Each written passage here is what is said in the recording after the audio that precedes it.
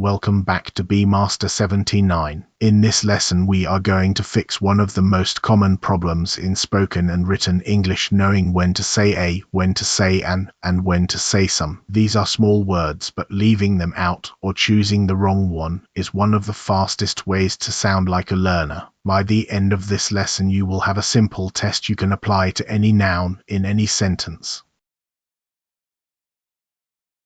One quick note before we start. Every sentence, name and dialogue you will see in this video was written for this lesson. They are invented teaching examples, not quotations from real people or real exam papers. And where real speakers genuinely vary, I will tell you, rather than pretending the rule is absolute.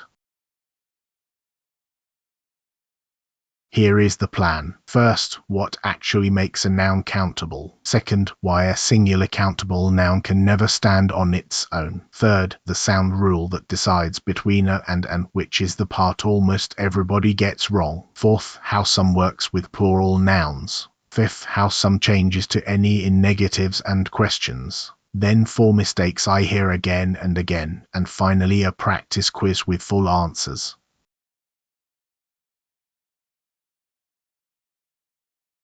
Let us start with the definition, because everything else depends on it. A countable noun is simply a noun you can count. 1 book, 2 books, 3 books. A chair, 4 chairs, 20 chairs. An idea, several ideas, many ideas. Here is the test you should actually use. A countable noun has a singular form and a plural form. If you can put a number directly in front of it, it is countable. That single test will answer most of your questions.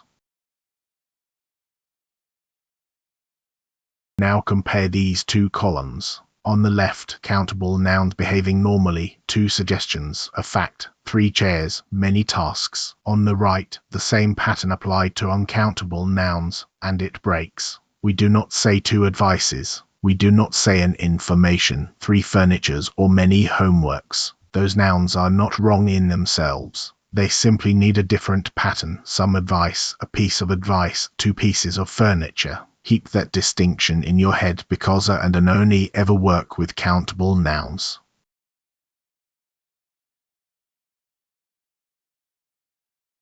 Rule 1, and this is the big one. A singular countable noun needs a determiner in front of it. It never stands alone. I bought a ticket. She has an interview tomorrow. Put the book on my desk. Notice that the determiner does not have to be a or an. The word the works, my works, this works, every works. Any of them will do the job. What you cannot say in any variety of English is I bought ticket. That sentence is missing something, and a native listener hears the gap immediately. Look at the 2 columns and read them out loud. I need a pen. He is a doctor. She sent me an email. We rented a car for the weekend. Now the version on the right. I need pen. He is doctor. She sent me email. Each one is missing a single small word, and each one sounds wrong. Job titles are especially worth memorizing, because many languages do not use an article there. In English it is always he is a doctor, she is an engineer, I am a student.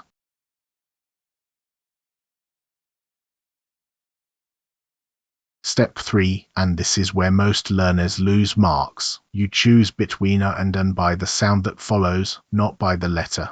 If the next sound is a vowel sound, use an egg, an orange, an umbrella. If the next sound is a consonant sound, use a desk, a job, a window. So the practical method is say the next word out loud, listen to the very first sound, then decide. You may have learned at school that an goes before a, e, I, o and u. That rule works most of the time, but it fails on exactly the words that get tested. Let me show you.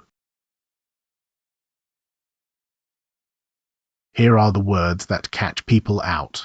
R begins with the letter H, but the H is silent, so the word begins with a vowel sound, an hour. Same with honest, an honest answer. Now the opposite direction. University begins with the letter U, but you say university, and that U is a consonant sound, so it is a university, not an university. The same applies to a European city. One way begins with the letter O, but you say one, so it is a one-way street. And look at the last two, an MP3 file, an X-ray. The letters M and X are consonants, but their names begin with vowel sounds, so they take an sound, not spelling, every time.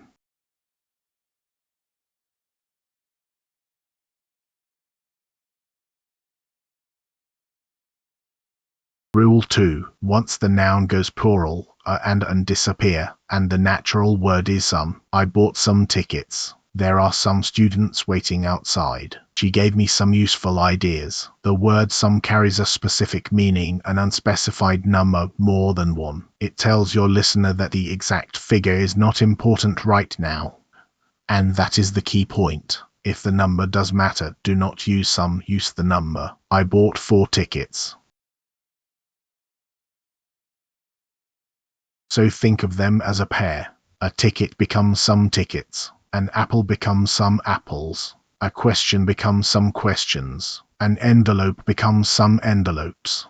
A photo becomes some photos. An hour becomes some hours. In everyday English, some is simply the plural partner of a and an. And notice what never happens, there is no such form as a tickets. The moment the noun becomes plural, a and an are gone.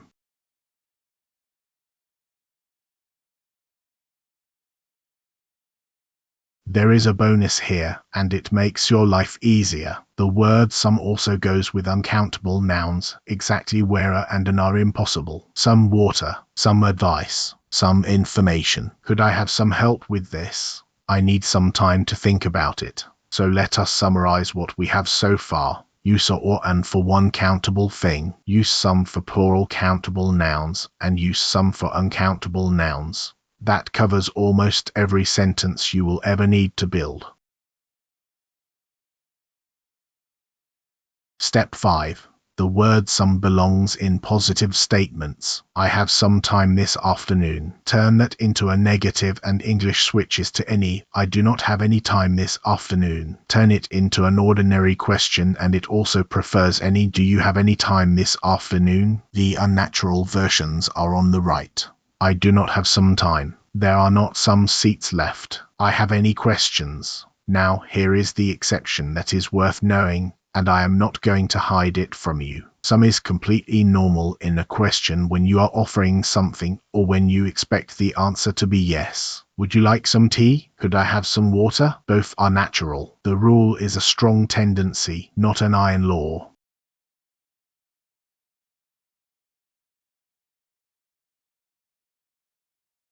Let us hear all of it working together in one short exchange. This is an invented conversation at a language school reception desk.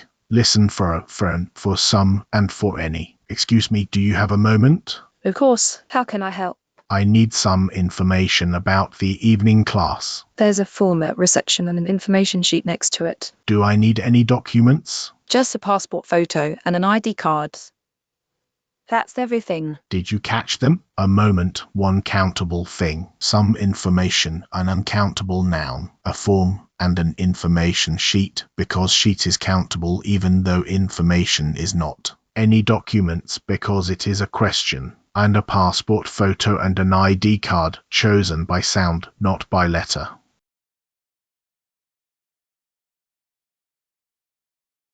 Before the quiz, here are the 4 mistakes I hear most often, with the fix for each. Number 1, dropping the article completely. He is teacher. Say he is a teacher. Number 2, choosing by letter instead of by sound. And university. Say a university. Number 3, using a or and with a plural noun. A tickets. Say some tickets. And number 4, using a or and with an uncountable noun. An advice. Say some advice, or a piece of advice. Fix those 4 and your English immediately sounds more controlled.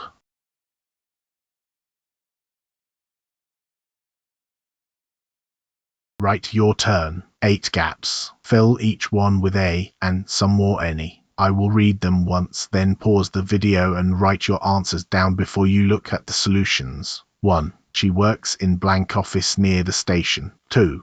There are blank questions on the last page. 3. He waited for blank hour outside the building. 4. It's blank useful book for beginners. 5.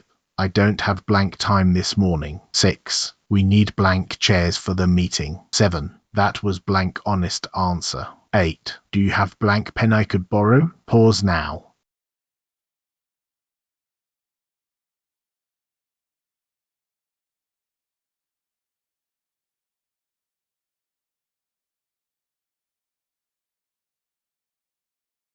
Here are the first 4. 1. She works in an office near the station. Office begins with a vowel sound, so we use an. 2. There are some questions on the last page. Questions is a plural countable noun and the exact number is not specified, so some. 3. He waited for an hour outside the building. The H in hour is silent, so the word begins with a vowel sound. 4. It's a useful book for beginners. Useful begins with a U sound, and U is a consonant sound, so it is a, not an. If you got number 4 right, you have understood the sound rule properly.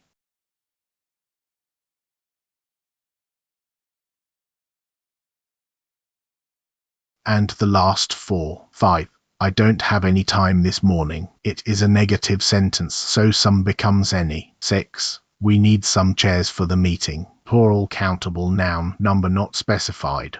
7. That was an honest answer. Silent H again, so the word begins with a vowel sound.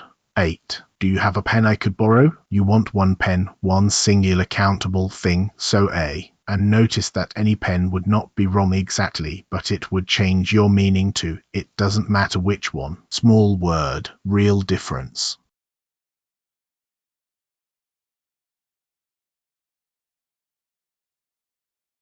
Let us put the whole lesson into 6 lines. 1. A countable noun has a singular form and a plural form. 2. One countable thing always needs a determiner in front of it. Never leave it bare. 3. The choice between a and an is decided by the sound that follows, not by the spelling. 4. More than one with the number unspecified takes some. 5. Some also covers uncountable nouns, some advice, some water. And 6. In negatives and in ordinary questions, some becomes any. If you can recite those 6 lines, you have the whole system.